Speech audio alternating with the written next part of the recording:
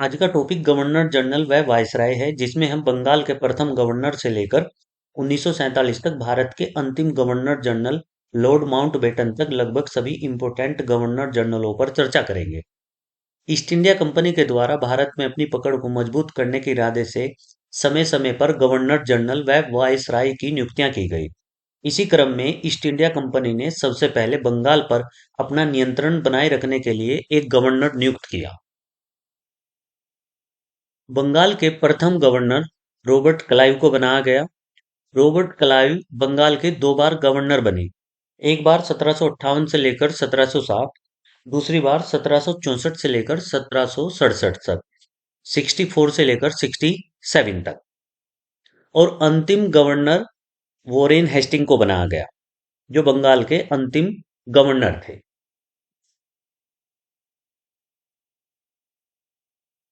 भारत में east India company को control करने के लिए ब्रिटिश गवर्नमेंट समय समय पर ब्रिटिश पार्लियामेंट में कुछ कानून पास करती थी। इसी क्रम में ब्रिटिश पार्लियामेंट ने एक कानून पास किया जिसका नाम था रेगुलेटिंग एक्ट 1773। इस कानून के अंतर्गत बंगाल में एक गवर्नर जनरल का पद बनाया गया और बंगाल के प्रथम गवर्नर जनरल बने, मोस्ट इंपोर्टेंट है, Warren Hasting. Warren Hasting Bengal के प्रथम गवर्नर जनरल बने 1773 में, 73 में। और इसी क्रम में बंगाल के अंतिम गवर्नर जनरल थे लॉर्ड विलियम बेंटिक। कैसे? जैसे आपको बताया है कि ईस्ट इंडिया कंपनी पर कंट्रोल करने के लिए समय समय पर ब्रिटिश गवर्नमेंट कुछ कानून पास करती थी।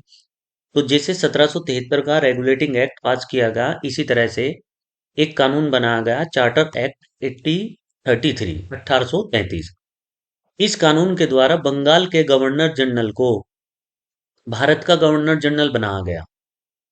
1773 से लेकर, देखिए, 1773 से लेकर 1883 तक बंगाल में जो सबसे बड़ी पोस्ट थी वो थी गवर्नर जनरल। लेकिन 1833 के कानून के द्वारा जो बंगाल का गवर्नर जनरल था, अब ये पूरे भारत का गवर्नर जनरल बना दिया गया। तो भारत के प्रथम governor general Lord William Bentinck बनाए गए और इसी क्रम में अंतिम गवर्नर जनरल थे लॉर्ड कैनिंग। तो यहाँ पर हमारे दो तीन पॉइंट इंपोर्टेंट है। बंगाल के प्रथम governor general Lord Warren Hasting और बंगाल के गवर्नर जनरल किस एक्ट के द्वारा बनाए गए? 1773 के कानून के द्वारा। 1773 से लेकर 1833 तक बंगाल के गवर्नर जनरल बनाए गए, लेकिन 1833 के कानून के द्वारा बंगाल के गवर्नर जनरल का नाम चेंज कर दिया गया। अब उसे भारत का गवर्नर जनरल बना दिया गया।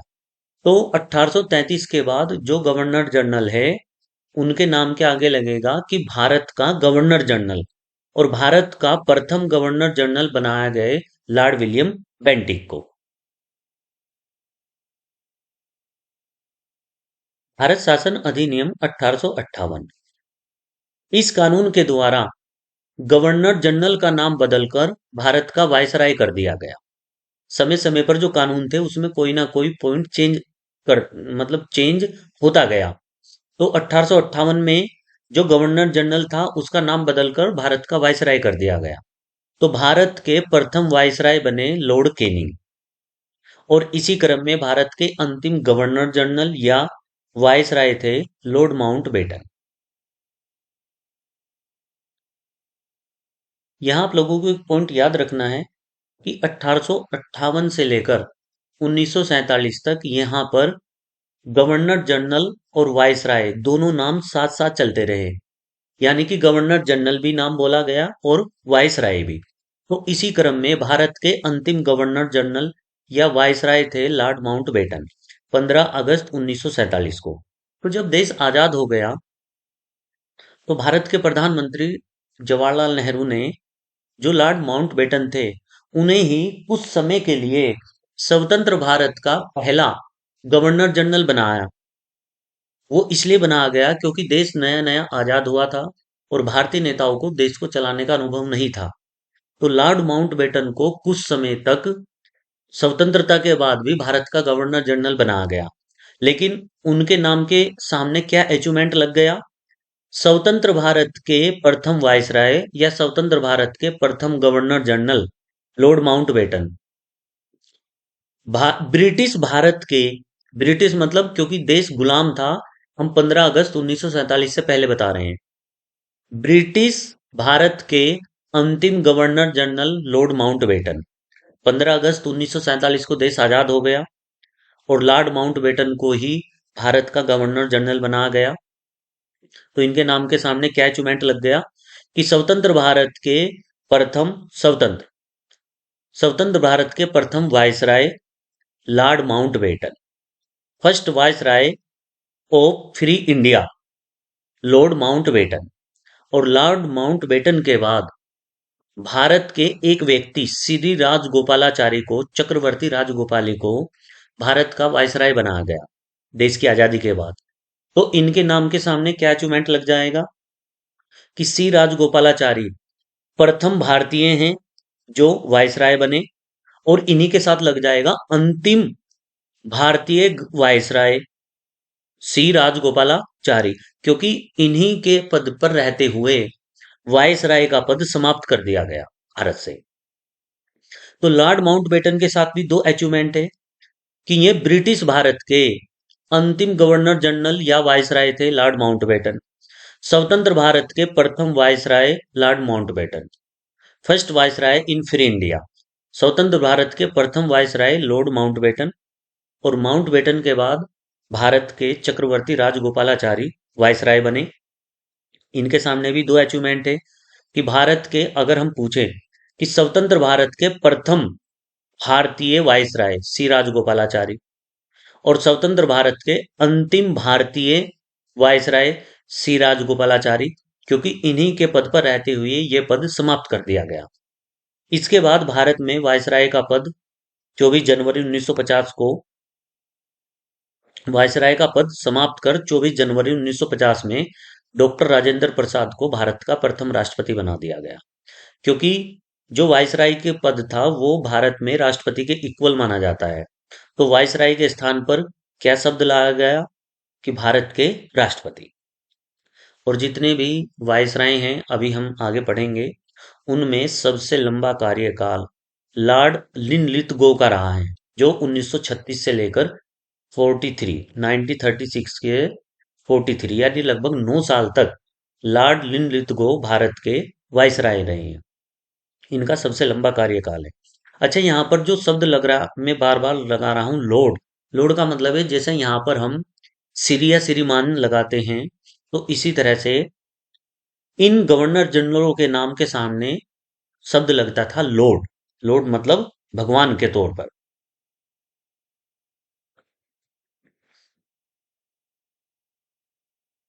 तो एक बार देखते हैं, बंगाल के प्रथम गवर्नर रॉबर्ट क्लाइव, बंगाल के प्रथम governor general Warren Hasting, Bengal के प्रथम governor general Lord William Bentinck, Bharat के अंतिम गवर्नर, हाँ, भारत के प्रथम वायसराय लॉर्ड कैनिंग, भारत के अंतिम गवर्नर जनरल लॉर्ड माउंटबेटन, स्वतंत्र भारत के प्रथम वायसराय लॉर्ड माउंटबेटन, और भारत के अंतिम गवर्नर जनरल या वायसराय सी राजगोपालाचारी।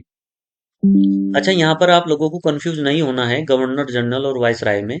एक्चुअली हुआ यह कि 1858 का जो भारत शासन अधिनियम था, जिसमें गवर्नर जनरल का नाम बदलकर भारत का वायसराय किया गया, तो 58 के बाद गवर्नर जनरल और वायसराय दोनों ही नाम साथ साथ चलते रहे। एक ही व्यक्ति को गवर्नर जनरल भी कहा गया और वायसराय भी।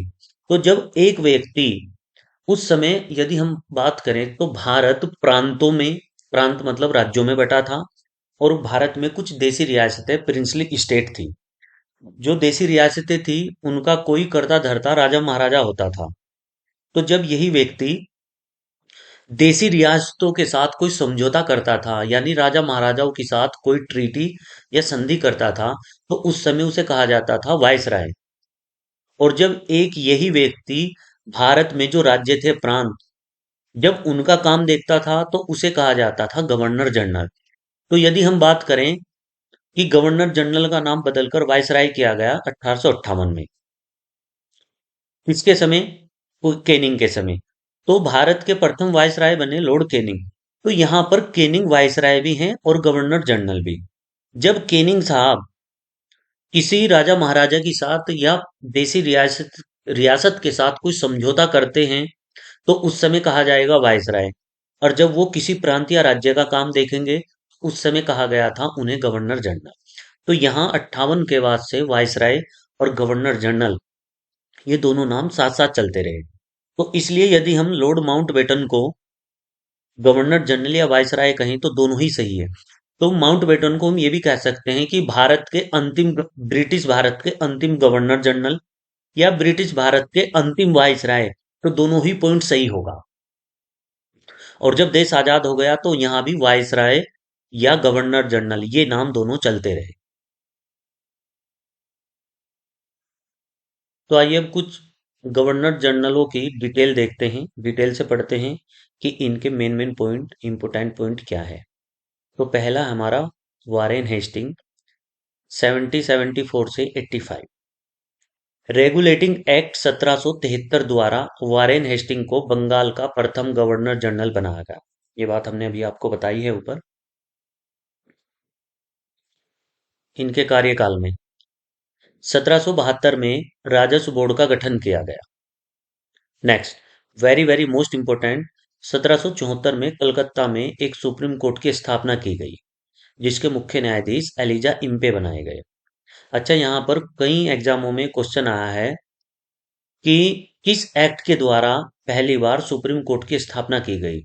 तो यहाँ पर जो एक्ट है, कानून कानून का नाम आएगा 1773 का रेगुलेटिंग एक्ट। रेगुलेटिंग एक्ट 1773 में ही ये मेंशन किया गया था कि कलकत्ता में एक सुप्रीम कोर्ट की स्थापना की जाएगी। और ये सुप्रीम कोर्ट बनाया गया था 1774 में। और बनाया कहाँ गया? कलकत्ता में। मुख्य न्यायाधीश थे एलिजा इम्पे। इनके शासनकाल में, यानी हम बात कर रहे हैं वॉरेन हेस्टिंग की, विलियम जोन्स ने कलकत्ता में एशियाटिक सोसाइटी ऑफ बंगाल की स्थापना की। ये पॉइंट भी मोस्ट इंपोर्टेंट है। कलकत्ता में एशियाटिक सोसाइटी ऑफ बंगाल की स्थापना किसने की? ये की थी विलियम जोन्स ने। अगर पूछ लिया जाए कि उस समय गवर्नर जनरल कौन थे तो आ जाएगा वारेन हेस्टिंग। मोस्ट इंपोर्टेंट, सारे ही पॉइंट मोस्ट इंपोर्टेंट हैं, बस आप पॉइंटों को देखते रहें, उनको सुनते रहें और कुछ पॉइंट आप नोट करते रहें। इन्हें भारत में न्यायिक सेवा का जनक कहा जाता है, father of Indian judiciary, Warren Hasting को। इंग्लैंड जाकर वारेन हेस्टिंग पर महाभियोग का मुकदमा चलाया गया। ये क्वेश्चन भी एग्जाम में कई बार पूछा गया है कि निम्नलिखित में से कौन सा ऐसा गवर्नर जनरल है जिस पर इंग्लैंड में महाभियोग चलाया गया था। महाभियोग का मतलब है कि उन्हें जबरदस्ती उनके पद से हटाना। तो उसमें नाम आएगा वारेन हेस्टिंग।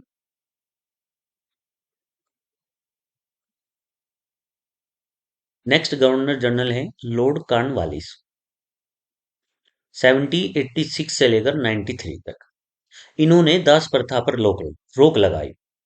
और very very very very very most important, इस पॉइंट को आप नोट कर सकते हो। भारत में सिविल सेवा और पुलिस सेवा का जनक कहा जाता है।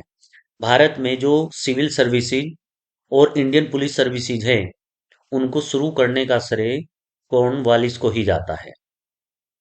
तो इंडियन सिविल सर्विसेज के जो फादर हैं, father of Indian civil services, वो हैं लॉर्ड कॉर्नवालिस। भारत में प्रथम आईसीएस अधिकारी सत्येंद्र नाथ टैगोर बने थे। ये क्वेश्चन कई बार आ चुका है। फर्स्ट आईसीएस अधिकारी इंडियन, सत्येंद्र नाथ टैगोर, रविंद्रनाथ टैगोर के भाई थे।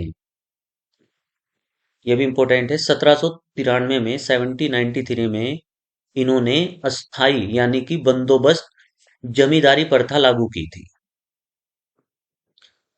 इसने एक कार्नवालिस संहिता बनाई जिसमें कर और न्याय प्रशासन को अलग अलग कर दिया गया। टैक्स और जुडिशरी जो एडमिनिस्ट्रेशन था वो सेपरेट कर दिए गए। एकमात्र ऐसे गवर्नर जनरल जिनकी समाधि भारत में है, ये कहाँ है? गाजीपुर में, उत्तर प्रदेश।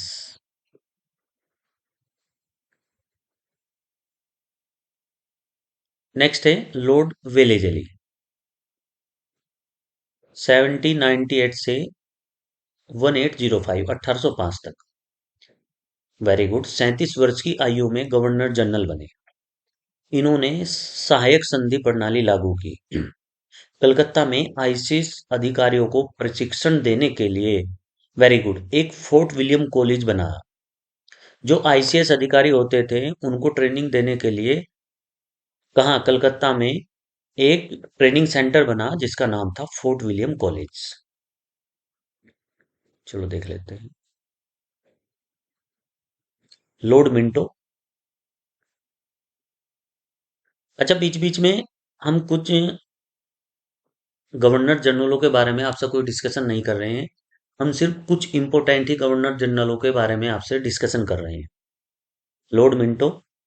रणजीत सिंह, महाराजा रणजीत सिंह के साथ इन्होंने अमृतसर की संधि की थी। इसमें कोई ज्यादा पॉइंट नहीं है। नेक्स्ट है लॉर्ड हेस्टिंग। 1813 से 23, 1813 से 23 तक। इनके समय आंग्ल नेपाल युद्ध 1814 से 16 हुआ। यह युद्ध संगोली की संधि के साथ समाप्त हुआ। इसने पिंडारियों का दमन किया और इन्हीं के समय मराठा संघ का अंत हुआ, या इन्होंने मराठा संघ का अंत किया। नेक्स्ट है लॉर्ड एमर्स्ट, 1823 से 28। ऐसा गवर्नर जनरल जो 1827 में मुगल शासक अकबर सेकंड से बराबरी के स्तर पर मिला था। नेक्स्ट, इसके समय आंग्ल बर्मा युद्ध हुआ 1824 से 26 तक। मतलब ये भी अपने आप को मुगल बादशाह से कम नहीं मान रहा था, बराबरी के स्तर पर मिला था। वैसे इस समय आकर जो मुगल बादशाह थे उनकी स्थिति बहुत कमजोर हो गई थी।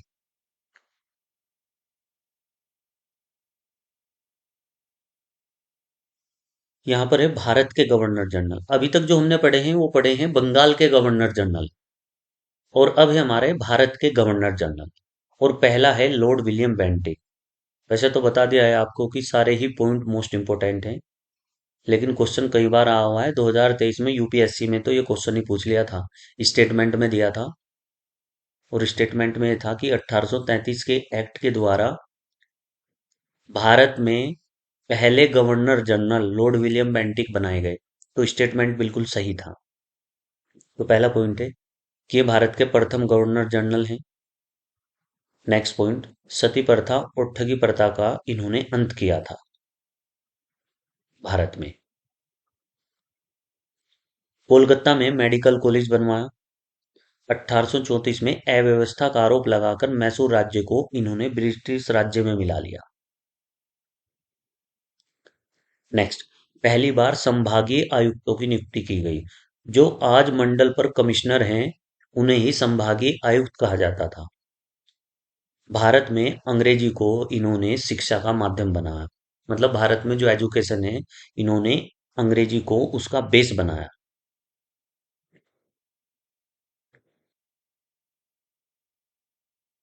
नेक्स्ट है लॉर्ड ओकलैंड। इसने शेरशाह सूरी द्वारा बनाए गए रोड का नाम जीटी रोड रखा। कलकत्ता से दिल्ली और दिल्ली से अमृतसर यानी कि लाहौर तक का जो रोड है, NH1 और NH2, इन दोनों को ग्रांड ट्रंक रोड कहा जाता है।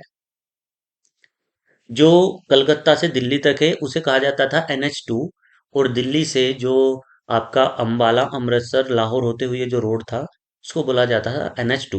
NH1 और सॉरी, उसको बोला जाता था NH1, दिल्ली से अमृतसर तक का, लाहौर तक का। तो NH1 और NH2 इन दोनों को मिलाकर ग्रांड ट्रंक रोड कहा जाता था। और ये कहा गया ओकलैंड के समय। और ये पूरा रोड आप देखिए, कहाँ से, कलकत्ता से दिल्ली, दिल्ली से अमृतसर, अमृतसर से लाहौर तक का जो रोड है ये बनवा था शेरशाह सूरी ने। और इसी को शेरशाह सूरी द्वारा बनाए गए रोड का नाम जीटी रोड ओकलैंड ने रखा, या ओकलैंड के समय रखा गया। नेक्स्ट है लॉर्ड एलन बेरो, एलिन बरो। 1843 में सिंध का विलय भारत में कर दिया। सिंध जो आज पाकिस्तान और अफगानिस्तान में है। नेक्स्ट, इन्होंने दास प्रथा का अंत किया। ये कुछ भारत में कुरीतियां थी जो बहुत पुरानी थी, तो इस चीज पर इन्होंने रोक लगाई।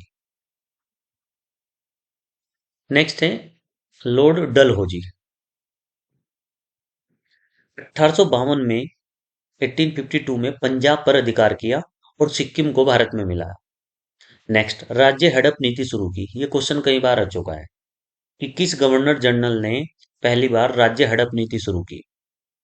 यानी कि जिस प्रांत या जिस प्रिंसली स्टेट का कोई लीगल वारिस नहीं होता था, तो उन्हें लॉर्ड डलहौजी ब्रिटिश साम्राज्य में मिला लेता था। इसे ही राज्य हड़प नीति कहा गया है। गवर्नर जनरल का कार्यभार कम करने के लिए इन्होंने एक लेफ्टिनेंट गवर्नर की नियुक्ति की।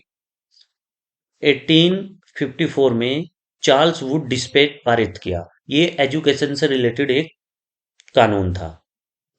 1854 में लोक शिक्षा विभाग की स्थापना की। और मोस्ट इंपोर्टेंट, 16 अप्रैल 1853 को भारत में पहली बार मुंबई से ठाणे के बीच 34 किलोमीटर ट्रेन चलाई। इन्हीं के शासनकाल में पहली बार कलकत्ता और आगरा के बीच विद्युत तार टेलीफोन शुरू किया गया। कलकत्ता और आगरा के बीच। नेक्स्ट, पहली बार डाक टिकट जारी किए गए इनके समय। और पहली बार पीडब्ल्यूडी यानी कि सार्वजनिक निर्माण विभाग की स्थापना की गई थी इनके समय। आप देख सकते हैं। अच्छा, ये स्लाइड हमने कुछ बड़ी की हुई है जिससे थोड़ा देखने में और समझने में आसानी हो, वरना इससे छोटा हिस्सा भी इसका बनाया जा सकता है। वाइसराय। अभी हमने गवर्नर जनरल पढ़े हैं, अब हम पढ़ रहे हैं भारत के वाइसराय। क्योंकि लॉर्ड डलहौजी के बाद जो गवर्नर जनरल थे वो थे लॉर्ड कैनिंग। और लॉर्ड कैनिंग के समय ही 1857 की क्रांति हुई और इनके समय ही 1858 का भारत शासन अधिनियम पास किया गया।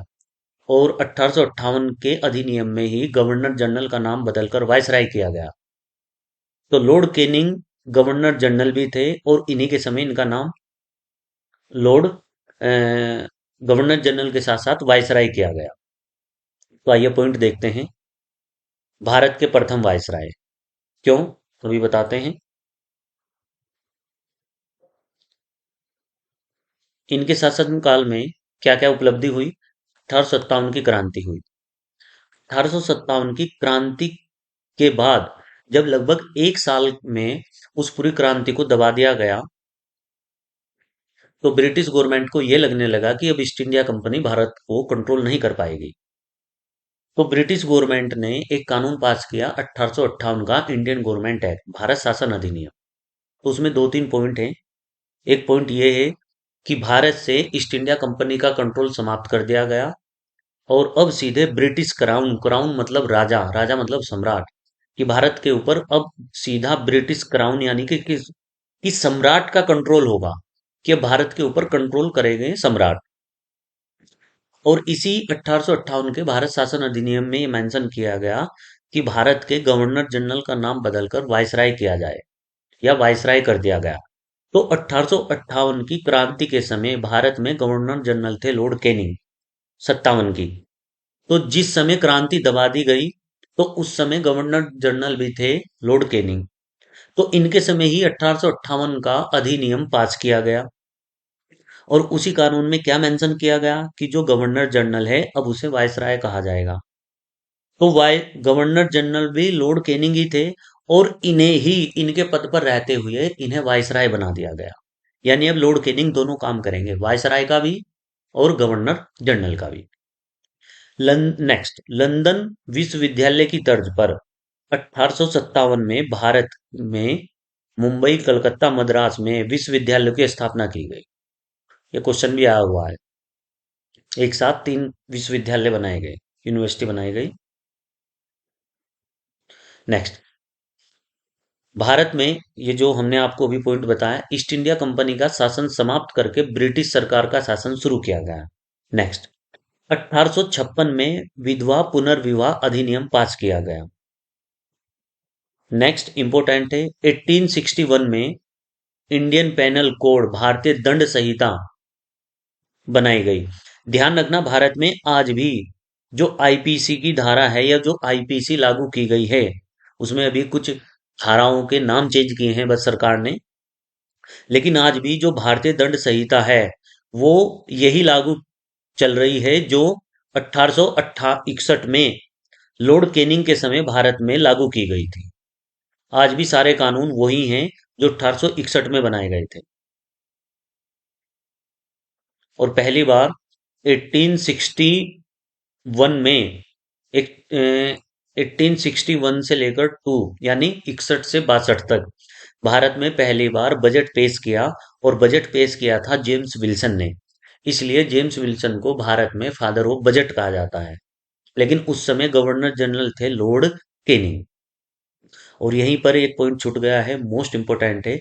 लॉर्ड केनिंग के समय में ही भारत में विभागीय प्रणाली, कार्यकाल प्रणाली शुरू की गई थी। विभागीय प्रणाली, वो हम बताएंगे बाद में कि विभागीय प्रणाली क्या होती है।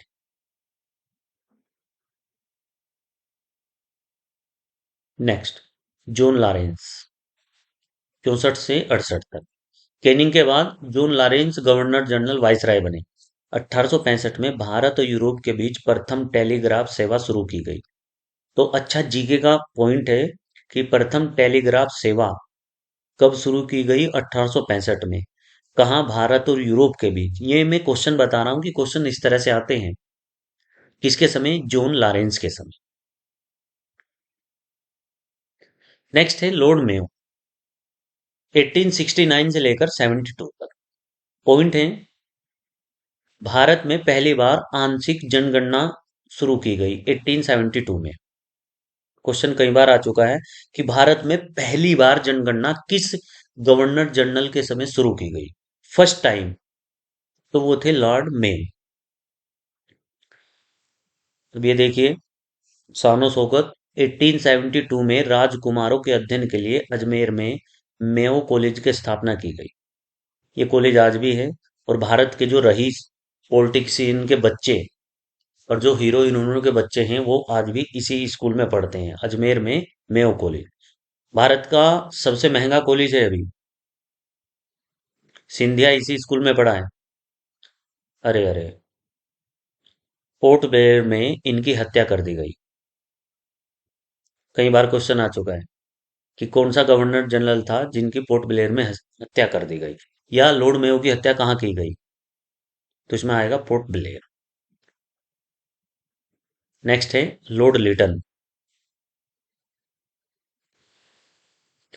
1876 से लेकर 80 तक। यह एक प्रसिद्ध कवि, उपन्यासकार और निबंध लेखक था। अच्छा, जो हम ये पॉइंट पढ़ रहे हैं, हम इनकी उपलब्धि पढ़ रहे हैं कि इनके शासनकाल में क्या क्या चीजें हुई हैं। नेक्स्ट, इसे साहित्य के जनक का ओविन मेरेडिथ कहा जाता है। लिटरेचर में सबसे बड़ा नाम है ओवन मेरेडिथ का, जैसे क्रिकेट में सबसे बड़ा नाम है सचिन तेंदुलकर का। तो इन्हें ओवन मेरेडिथ कहा जाता है साहित्य का। 1878 में वर्नाकुल प्रेस एक्ट लागू किया। कई बार क्वेश्चन आ चुका है। हमने पॉइंट ही सारे वो ऐड किए हैं जो कभी ना कभी क्वेश्चन के रूप में पूछे गए हैं और आगे भी आने की संभावना रहती है। तो आपका जीके और जीएस दोनों ही तैयार हो रहे हैं इस क्लास से। 1878 में रिचर्ड स्टेची की अध्यक्षता में प्रथम अकाल आयोग का गठन किया गया। नेक्स्ट, 1878 में भारतीय शस्त्र अधिनियम लाइसेंस एक्ट लागू किया गया। ये बहुत खराब वो था, बैड डिसीजन। सिविल सेवा परीक्षा की आयु बताओ 21 साल से घटाकर 19 साल कर दी गई। अगर भारत में किसी को आईसीएस अधिकारी, Indian civil services exam pass करनी है तो वो 19 साल, मैक्सिमम एज कर दी 19 साल।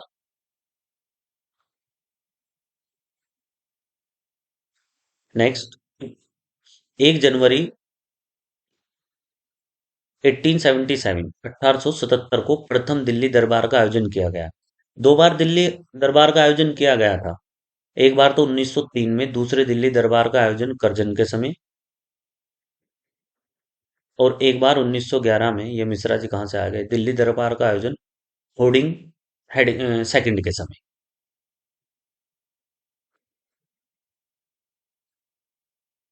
यहाँ से भी क्वेश्चन ही क्वेश्चन आते हैं। लॉर्ड रिपन, 80 से 84। ये देखिए, भारत का सबसे लोकप्रिय वायसराय।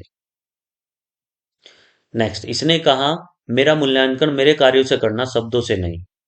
अच्छा, ये तो भी स्टेटमेंट अभी भूतपूर्व जो हमारे स्वर्गीय डॉक्टर मनमोहन सिंह जी हैं, इन्होंने भी एक उसमें बोला था कि मेरा मूल्यांकन मेरे शब्दों से नहीं, मेरे कार्यों से करना।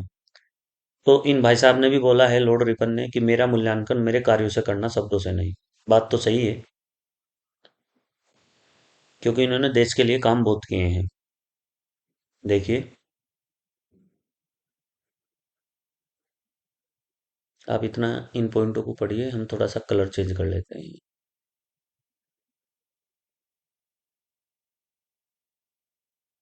Very very very most important, जितना इंपोर्टेंट कह सकते हो इतना इंपोर्टेंट है।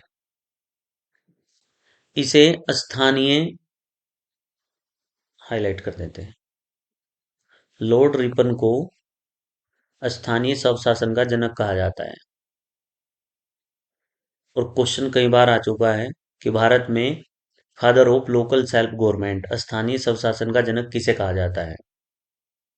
तो लॉर्ड रिपन एक आंसर आएगा। मोस्ट इंपोर्टेंट, 1881 में भारत की प्रथम वास्तविक जनगणना हुई। वैसे हमने अभी ऊपर पढ़ा है, भारत में पहली आंशिक जनगणना की गई थी 1872, 1872 में मेयो के समय। और उसके बाद जो जनगणना की गई थी वो की गई थी 1881 से। तो यहां से ध्यान रखना, प्रत्येक 10 साल के बाद आज भी जनगणना कराई जाती है, और ये नियम लागू है 1881 से। तो भारत में पहली परमानेंट जनगणना 1881, 1881 में लॉर्ड रिपन के समय से शुरू हुई है, जो प्रत्येक 10 साल के बाद होती है।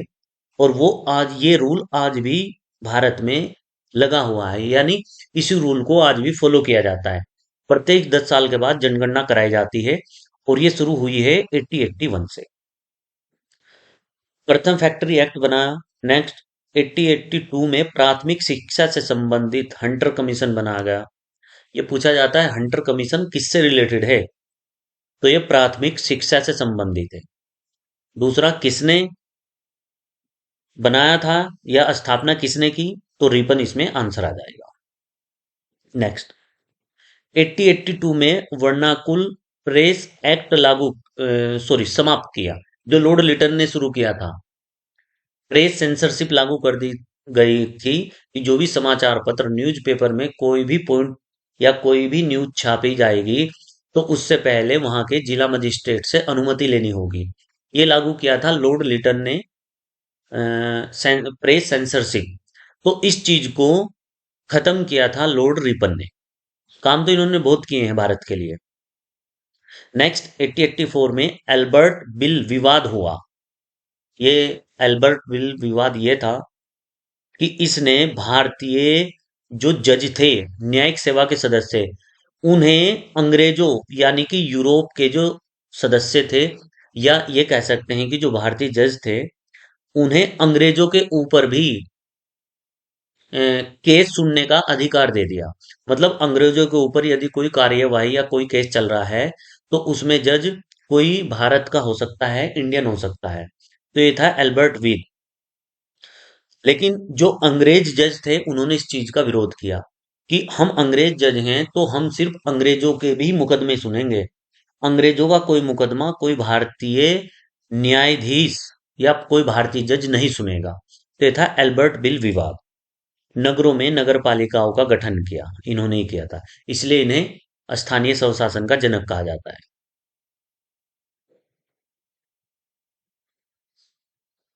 ठीक है।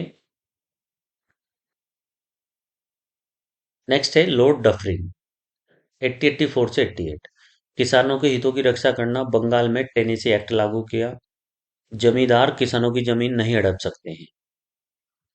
अच्छा है। इनके कार्यकाल में हमने बताया था, मोस्ट इंपोर्टेंट है, कांग्रेस की स्थापना की गई। कांग्रेस की स्थापना 21 दिसंबर 1885, 28 दिसंबर 1885 को की गई, मुंबई में की गई। संस्कृत तेजपाल विश्वविद्यालय, मुंबई में। और फाउंडर थे, संस्थापक एओ ह्यूम, प्रथम अध्यक्ष डब्ल्यू सी बैनर्जी, व्योमचंद्र बैनर्जी, और उस समय वायसराय थे लॉर्ड डफरिन। 1885 में बर्मा को जीतकर अंग्रेजी राज्य में मिला लिया। नेक्स्ट, भारतीय स्त्रियों की रक्षा के लिए लेडी डफरिन फंड बनाया। यूपी के लिए तो बड़ा अच्छा है। 1887 में इलाहाबाद विश्वविद्यालय की स्थापना की इन्होंने ही, लॉर्ड डफरिन ने। अच्छा, ये जो हमारी पूरी क्लास है, मॉडर्न इंडिया, आधुनिक भारत के ऊपर हम कम से कम मिनिमम 3 या 4 क्लास बनाएंगे, या 3 या 4 क्लास जो है यूट्यूब पर अपलोड करेंगे। एक क्लास हमारी अपलोड हो चुकी है 1885 से 1947 तक, राष्ट्रीय स्वतंत्रता संग्राम से लेकर जब तक देश आजाद हुआ है। ये हमारी दूसरी वीडियो है या दूसरी क्लास है। ये मॉडर्न इंडिया का ही पार्ट है, जिसमें हम पूरे कंप्लीट गवर्नर जनरल के ऊपर डिस्कशन कर रहे हैं। इनसे लग भी हमारी 2 से 3 वीडियो मॉडर्न इंडिया पर आएगी। तो ये जो वीडियो बनाई जा रही हैं, इनका फायदा आपको ये होगा, बेनिफिट ये होगा कि किसी भी एग्जाम से पहले मुश्किल से आप 1 डेढ़ घंटे या 1 डेढ़ घंटे की जो भी वीडियो होगी, आपका पूरा आधुनिक भारत उन पर, उनसे आपका रिवाइज हो जाएगा। तो आपको कुछ नहीं करना है कि जैसे आप किचन में कुछ काम कर रहे हैं या कुछ एक्स्ट्रा काम कर रहे हैं, तो आप अपनी ये वीडियो चलाकर छोड़ सकते हो। तो पॉइंट टू पॉइंट मैं आपको बता ही रहा हूँ, तो वो पॉइंट आपके कान में पड़ेंगे तो आपका एक रिवीजन हो जाएगा। तो एग्जाम के लिए ये क्लास आपकी बहुत इंपॉर्टेंट है।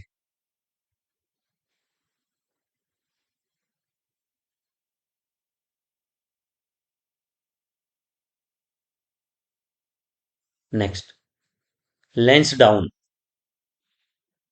1888 से 92 तक, लगभग 4 साल। इसने मार्टी मार डूरंड की अध्यक्षता में एक शिष्टमंडल अफगानिस्तान भेजा। 1893 में भारत अफगानिस्तान के बीच एक रेखा निर्धारित की, जिसे डूरंड रेखा कहा जाता है। Very good. डूरंड रेखा इस मार्टी मार डूरंड के नाम पर ही है। वैसे तो ये लाइन भारत अफगानिस्तान के बीच में थी, लेकिन क्योंकि भारत से अलग पाकिस्तान एक नया देश बन गया, तो अब ये जो लाइन है, ये अफगानिस्तान और पाकिस्तान के बीच में है। और अभी 4-5 दिन पहले ही पाकिस्तान और अफगानिस्तान के बीच में इसी डूरंड लाइन के ऊपर एक बवाल मचा हुआ है। वहां के जो तालिबान और पाकिस्तान की जो आर्मी है, वहां पर उन दोनों के बीच युद्ध छिड़ा हुआ है, डूरंड रेखा के नाम पर ही, डूरंड रेखा के पास। इसने भी कमाल ही किए हैं। बहुत ही famous governor general Lord Curzon, ये लगभग 6 साल, देखिए 1899 से लेकर 905। अच्छा, कभी कभी ये जितने गवर्नर जनरल हैं, इनका जो कार्यकाल है, इसके आधार पर आपसे कोई मैचिंग करा लेगा, पूछ लेगा कि इनका सही ऑर्डर क्या है, कि कौन गवर्नर जनरल पहला आया है, कौन बाद में आया है। अब यहाँ देखिए, सबसे अलोकप्रिय वायसराय, एक था सबसे लोकप्रिय, जैसे हम रिपन की बात करें, सबसे लोकप्रिय वायसराय लॉर्ड रिपन, और सबसे अलोकप्रिय लॉर्ड कर्जन। लेकिन काम बहुत हुए हैं। 1901 में सिंचाई आयोग की स्थापना की इन्होंने, इनके समय यानी। और अध्यक्ष थे कालिन स्कॉट मानक्रीड, अंग्रेजी अध्यक्ष बनाए हैं। पहला पुलिस आयोग, कई बार क्वेश्चन में आ चुका है। पहला पुलिस आयोग का गठन किया गया 1902 में, और इसके अध्यक्ष थे एंड्रयू फ्रेजर। नेक्स्ट, 1902 में विश्वविद्यालय आयोग का गठन, यानी कि यूजीसी का गठन, और इसके अध्यक्ष थे थॉमस रेले। जो बंगाल का विभाजन किया था ना इन्होंने, पार्टीशन ऑफ बंगाल, इसकी वजह से इनकी आलोचना की जाती है। नेक्स्ट, 1903, 1903 में पुलिस विभाग में सीआईडी, क्रिमिनल इन्वेस्टिगेशन डिपार्टमेंट की स्थापना की। ये देखिए सीआईडी की full form, criminal investigation department, और ये की थी आपका लॉर्ड कर्जन ने। भारत में सहकारिता के जनक, अच्छा क्वेश्चन है, भारत में सहकारिता के जनक किस गवर्नर जनरल को माना जाता है, ये क्वेश्चन है, तो आएगा लॉर्ड कर्जन। नेक्स्ट, भारतीय स्मारकों की रक्षा के लिए कानून बनाया, और सबसे विवादास्पद उनका काम था बंगाल विभाजन।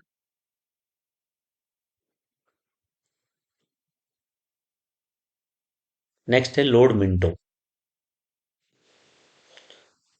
1905 से 10, यानी कि लॉर्ड कर्जन के बाद लॉर्ड मिंटो भारत के नए गवर्नर जनरल वायसराय बने, ये भी 5 साल रहे। कार्यकाल में मुस्लिम लीग की स्थापना हुई, कांग्रेस का सूरत विभाजन हुआ, रास बिहारी घोष जो थे कांग्रेस के अध्यक्ष बने, 1909 में मार्लियामेंटो अधिनियम पास किया। और इसमें क्या था, आप लोगों को मालूम होगा कि 1919 का जो भारत शासन अधिनियम इंडियन गवर्नमेंट एक्ट था, उसे मार्लियामेंटो रिफॉर्म भी कहा जाता है। और उसी अधिनियम में इन्होंने ये शामिल किया कि भारत में मुसलमानों के लिए पृथक निर्वाचन पद्धति शुरू की जाएगी, सेपरेट मुस्लिम इलेक्शन सिस्टम शुरू किया गया। मतलब इसका यह था कि मुस्लिम कम्युनिटी के लिए इन्होंने आरक्षण शुरू किया। जहां मुस्लिम कम्युनिटी अधिक होगी और अगर वहां पर चुनाव होते हैं तो चुनाव में केवल मुस्लिम कैंडिडेट ही खड़ा हो सकता है।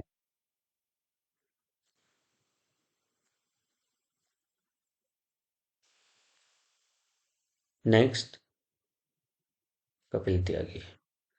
गवर्नर जनरल की परिषद में एक भारतीय एसपी सिन्हा को इन्होंने नियुक्त किया था, गवर्नर जनरल की परिषद में। नेक्स्ट है लॉर्ड हेडिंग दीत्य, 1910 से 1916। ये लगभग 6 साल तक रहे हैं, 5 भी हो सकते हैं। इनके कार्यकाल में दिल्ली दरबार का आयोजन हुआ, जिस समय जॉर्ज पंचम व उनकी पत्नी यानी महारानी मैरी भारत आए। और जॉर्ज पंचम ने दो अनाउंस किए थे, एक तो बंगाल विभाजन रद्द किया गया, दूसरा कि जो भारत की राजधानी थी उस समय कलकत्ता, उसे दिल्ली स्थानांतरित करने की घोषणा की। और ये की थी दोनों घोषणाएं किसने, जॉर्ज पंचम ने। लेकिन उस समय गवर्नर जनरल कोर्ट थे लॉर्ड हेडिंग। ये हमने पॉइंट आपको बताया दी, दिल्ली दरबार का आयोजन किया गया, राजधानी कलकत्ता से दिल्ली स्थानांतरित की गई, इन्हीं के ऊपर बम कांड हुआ। दिल्ली दरबार के भारत की राजधानी कलकत्ता से दिल्ली ट्रांसफर होते हुए जो रास बिहारी बोस थे, इन्होंने इनकी बग्गी पर बम डाल दिया था। बंगाल विभाजन रद्द हुआ और बनारस हिंदू विश्वविद्यालय की स्थापना 1916। बिल्कुल ठीक। ये पॉइंट मोस्ट इंपॉर्टेंट है कि जिस समय बनारस हिंदू विश्वविद्यालय, वैसे मदन मोहन मालवीय जी ने की थी बनारस हिंदू विश्वविद्यालय की स्थापना, लेकिन उस समय किसने हेल्प की, लॉर्ड हेडिंग दीत्य ने।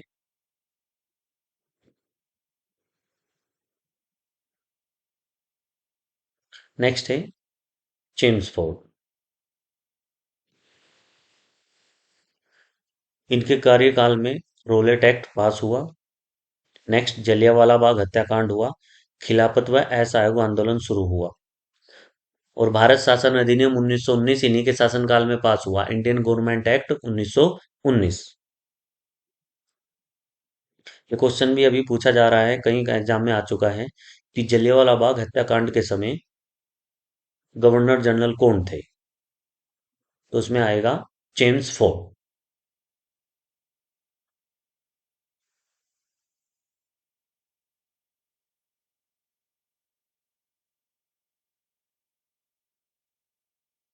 नेक्स्ट, लॉर्ड रीडिंग, 21 से 26। इनके समय मोपला विद्रोह मालाबार शुरू हुआ, मोपला विद्रोह शुरू हुआ। नेक्स्ट, ताशकंद में एम एन राय ने भारतीय कम्युनिस्ट पार्टी 1920 की स्थापना की। तो अब यहाँ पर देखो, भारतीय कम्युनिस्ट पार्टी की स्थापना कहाँ हुई, कब हुई, 1920 में। कहाँ हुई, ताशकंद में। किसने की, एम एन राय ने। तो 4-5 पॉइंट है इसी में। नेक्स्ट इंपॉर्टेंट है, 1923 में भारत लंदन में एक साथ सिविल सेवा परीक्षा का आयोजन किया गया। ध्यान रखना, 1923 से लेकर 1855 से लेकर 1923 तक जिसे भारत में कलेक्टर बनना था, उसको परीक्षा लंदन जाकर देनी होती थी। यानी कि आईसीएस, इंडियन सिविल सर्विसेज का एग्जाम लंदन में होता था 1923 से पहले। तो पहली बार 1923 में, यानी कि इलाहाबाद में हुआ था। इलाहाबाद और लंदन में आईसीएस परीक्षा एक साथ आयोजित कराई गई। तो उस समय वायसराय थे लॉर्ड रीडिंग।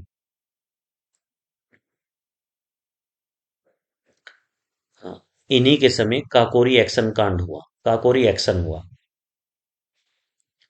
राम प्रसाद बिस्मिल राजेंद्र लोहड़ी, अशफाकुल्ला खां, आपका सचिंद्र सान्याल, इन सब ने मिलकर लखनऊ सहारनपुर रेल मार्ग पर जो काकोरी रेलवे स्टेशन है उस पर अंग्रेजों का खजाना लूट लिया था। और ये बात है 9 अगस्त 1925 की। उसे ही काकोरी एक्शन कांड कहा जाता है। नेक्स्ट है लॉर्ड इरविन, 26 से लेकर 31, लगभग 5-5 साल बन रहे हैं। इनके कार्यकाल में क्या हुआ? साइमन कमीशन भारत आया, कृषि से संबंधित एक रॉयल कमीशन की स्थापना हुई 1928 में। लाहौर षड्यंत्र केस हुआ, केंद्रीय असेंबली में बम फेंका। केंद्रीय असेंबली में बम फेंका गया था 8 अप्रैल 1929 को। और वो बम फेंका गया था भगत सिंह और बटुकेश्वर के द्वारा। भगत सिंह बटुकेश्वर दत्त ने 8 अप्रैल 1929 को पब्लिक सेफ्टी बिल के ऊपर जिस समय चर्चा चल रही थी कि उस समय केंद्रीय असेंबली में बम फेंका, और वहीं पर सबसे पहले भगत सिंह ने इंकलाब जिंदाबाद का नारा दिया। अरे बड़े काम हुए हैं भाई। इन्हीं के समय जतिन दास 64 दिन की एक कैदी थे, क्रांतिकारी, 64 दिन की भूख हड़ताल के बाद मृत्यु हो गई। कांग्रेस का लाहौर अधिवेशन हुआ इन्हीं के समय। सविनय अवज्ञा आंदोलन शुरू हुआ उन्हीं के समय। 23 मार्च 1931 को भगत सिंह सुखदेव राजगुरु को फांसी दी गई। गांधी इरविन समझौता हुआ, प्रथम गोलमेज सम्मेलन हुआ। नेक्स्ट लॉर्ड विलिंगडन, 31 से 36। इनके शासनकाल में दूसरा गोलमेज सम्मेलन हुआ। मैकडोनाल्ड ने सांप्रदायिक घोषणा की। मैकडोनाल्ड, ये मैकडोनाल्ड बर्गर नहीं है, 1932 के करीब ब्रिटेन के प्रधानमंत्री थे। अरे वाह, ये भी इम्पोर्टेंट है। 1932 में देहरादून में आईएमए, इंडियन मिलिट्री एकेडमी की स्थापना हुई। इंडियन मिलिट्री एकेडमी, आईएमए की स्थापना कहाँ हुई? देहरादून में। कब हुई? 1932 में। उस समय गवर्नर जनरल थे लॉर्ड विलिंगटन। और भारत शासन अधिनियम 1935 इन्हीं के शासन काल में आया। नेक्स्ट है लॉर्ड लिनलिथगो, 1936 से 44। हमने बताया था अभी आपको ऊपर कि भारत में सबसे लंबा गवर्नर जनरल का कार्यकाल लिनलिथगो का रहा है। ये लगभग 9 साल तक रहे हैं, सभी वायसराय में सबसे लंबा कार्यकाल। इनके कार्यकाल में क्या क्या हुआ? कांग्रेस का पहला अधिवेशन जो किसी गांव में हुआ था, और यह था फैजपुर 1937 में। ठीक। नेक्स्ट, इन्हीं के समय फॉरवर्ड ब्लॉक की स्थापना हुई, सुभाष चंद्र बोस जी ने की थी। इन्हीं के समय चर्चिल, विसेंट चर्चिल ब्रिटेन के नए प्रधानमंत्री बने।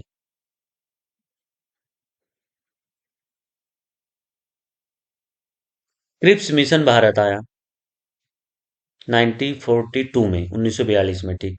सिंगापुर में आजाद हिंद फौज ने अस्थायी सरकार का गठन किया। ये सुभाष चंद्र बोस जी ने किया था, अस्थायी सरकार का गठन। लॉर्ड वेवेल, बस यहाँ पर भी हम आजाद होने वाले हैं। 1944 से लेकर 47 इनके कार्यकाल में चर्चिल के स्थान पर लॉर्ड एटली ब्रिटेन के नए प्रधानमंत्री बने सेकेंड वर्ल्ड वॉर के बाद। शिमला सम्मेलन हुआ, लाल किला मुकदमा हुआ। जो आजाद हिंद फौज के सैनिक थे उनके ऊपर लाल किले में मुकदमा चलाया गया, लेकिन लॉर्ड वेवले ने जो सैनिक पकड़े गए थे उनकी फांसी की सजा को माफ कर दिया था। और उसी समय 1944 45 में 45 में सुभाष चंद्र बोस जी की हवाई जहाज में दुर्घटना हो गया, उनका जो जहाज था, हेलीकॉप्टर। आज तक पता नहीं उनके बारे में। तो दिल से तो प्रार्थना ये है कि आज भी वो जिंदा हो, क्योंकि वो भी एक रहस्य है। नेक्स्ट, मुंबई में नौसेना विद्रोह हुआ 1946 में। कैबिनेट मिशन भारत आया। ये कैबिनेट मिशन वही है 1946 का, जो 23 मार्च 1946 को भारत आया, जिसके अध्यक्ष सर पार्थेक लॉरेंस थे। 2 सदस्य थे, अलेक्जेंडर और क्रिप्स। और इसी कैबिनेट मिशन के सुझाव पर भारत में संविधान सभा के चुनाव हुए। ये देखिए, संविधान सभा के चुनाव, पीएम एटली की घोषणा हुई। वैसे तो हमने आपको आधुनिक भारत में बता दिया था कि फरवरी 1947 में प्रधानमंत्री एटली ने घोषणा की कि एक साल के बाद, लगभग यानी कि जून 1948 में हम भारत को आजाद कर देंगे। मतलब इनका टारगेट ये था कि अभी हमें 1.5 साल लग जाएगा भारत को आजाद करने में, लेकिन कंडीशन ऐसी हुई कि लगभग 3-4 महीने के बाद ही भारत को आजाद करना पड़ा। अंतरिम सरकार का गठन हुआ। ये भाई साहब आ गए हैं लॉर्ड माउंटबेटन।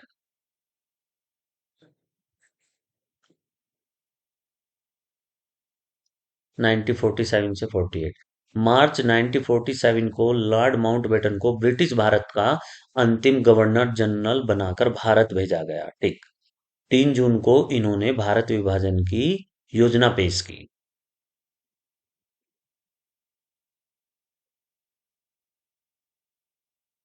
इनके कार्यकाल में क्या हुआ? 28 जुलाई 1947 को ब्रिटिश संसद ने भारतीय स्वतंत्रता अधिनियम पास किया। कई बार आ चुका है कि भारतीय स्वतंत्रता अधिनियम कब पास किया गया? 18 जुलाई 1947 को। 14 अगस्त 1947 को एक नया देश पाकिस्तान बनाया गया। यहाँ पर 15 अगस्त 1947 को भारत स्वतंत्र हो गया। जैसे अभी ऊपर हमने आपसे डिस्कशन किया था, लॉर्ड माउंटबेटन को स्वतंत्र भारत का प्रथम गवर्नर जनरल बनाया गया। ये ये ब्रिटिश भारत के अंतिम गवर्नर जनरल भी थे और देश की आजादी के बाद भी ये भारत के गवर्नर जनरल बने। तो इनके सामने क्या लग गया? स्वतंत्र भारत का प्रथम governor general, first governor general of free India, स्वतंत्र भारत के प्रथम गवर्नर जनरल यानी कि लॉर्ड माउंटबेटन। सी राजगोपालाचारी, चक्रवर्ती राजगोपालाचारी, 1948 से 50। ये भारत के प्रथम और अंतिम। तो यहाँ पर ये ध्यान रखना है, कोई पहला भारतीय है जो भारत का वाइसराय या गवर्नर जनरल बना। प्रथम तो ये है। और लास्ट है, नेक्स्ट पॉइंट है, स्वतंत्र भारत के अंतिम कोई भी गवर्नर जनरल। कोई भी का मतलब कौन थे? सी राजगोपालाचार्य। सी राजगोपालाचारी कौन थे? भारतीय। तो इनके नाम के उसमें दो अपोजिट, पहला तो हो ही गया प्रथम भारतीय, और लास्ट होगा अंतिम भारतीय गवर्नर जनरल सी राजगोपालाचारी। क्योंकि 24 जनवरी 1950 को गवर्नर जनरल का पद समाप्त कर दिया गया और इनके स्थान पर डॉक्टर राजेंद्र प्रसाद को भारत का प्रथम राष्ट्रपति बनाया गया।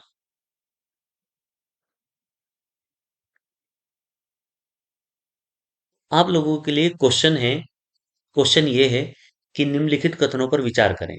और आप इस क्वेश्चन का आंसर, जो भी ये वीडियो हमारी देख रहे हैं, इस क्वेश्चन का आंसर जो कमेंट बॉक्स है उसमें लिखकर मुझे बताएं। तो क्वेश्चन है कि निम्नलिखित कथनों पर विचार करें, और पहला पॉइंट है, हम दो स्टेटमेंट में देंगे। क्वेश्चन क्या है कि निम्नलिखित कथनों पर विचार करें, और पहला पॉइंट है कि भारत के प्रथम गवर्नर जनरल लॉर्ड कैनिंग बनाए गए, पहला पॉइंट। और दूसरा पॉइंट है, भारत के प्रथम viceroy sir Lord William Bentinck बनाए गए। तो पहला पॉइंट यह है कि भारत के प्रथम गवर्नर जनरल लॉर्ड कैनिंग बने, और दूसरा पॉइंट है भारत के प्रथम वायसराय लॉर्ड विलियम बेंटिक बनाए गए। और ऑप्शन आपके सामने है कि ए ऑप्शन में आएगा कि केवल वन सही है, बी ऑप्शन में आएगा केवल टू सही है, सी ऑप्शन में आएगा कि दोनों पॉइंट सही हैं, वन और टू, और डी ऑप्शन में आएगा कि दोनों स्टेटमेंट गलत हैं। तो ये क्वेश्चन है आपके लिए, और आप इस क्वेश्चन का आंसर मुझे मेरे कमेंट बॉक्स में लिख कर दें। नेक्स्ट, आप जो हमारी ये वीडियो देख रहे हैं, किसी भी बच्चे को एग्जाम से रिलेटेड यदि आपको ये पीडीएफ की आवश्यकता है, तो आप जो हमारे थंबनेल पर जो नंबर दिया हुआ है 8865007720, ये मेरा व्हाट्सएप नंबर है। आप इस नंबर पर मुझे मैसेज कर ये लिखकर मतलब मुझे बता सकते हैं कि सर मुझे इस आधुनिक भारत की कंप्लीट पीडीएफ की आवश्यकता है। और इसी तरह थैंक यू वेरी मच। इसी तरह की वीडियो देखने के लिए हमारे चैनल को सब्सक्राइब करें और अधिक से अधिक इस वीडियो को लाइक और शेयर करें। तो मिलते हैं इसी तरह की नेक्स्ट वीडियो में। तो धन्यवाद।